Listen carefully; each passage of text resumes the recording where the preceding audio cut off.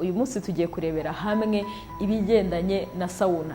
Ku bibazo byinshi wibaza ngo ese sauna ishobora gutuma ntwika ibinure, ese sauna hari uburyo kuriya kuntu mba ndi gutranspira, mba ndi kubira ibyuya bifite isano no kugabanya ibiro. Ikindi se, ese sauna ifite akahe kamaro umubiri? Ese kuyikora hari ikintu biyongera mu rugendo rwanjye rwo gutakaza ibiro, cyangwa se hari icyo byongera ku buzima bwiza muri rusange? Ntucikwe n'iki kiganiro, kandi niba utarakanda subscribe yikande kugira ngo tujye tubana. Ubundi utubwire, ese ubundi wari wajya muri sauna? Iyo ugiyemo wumva umeze ute?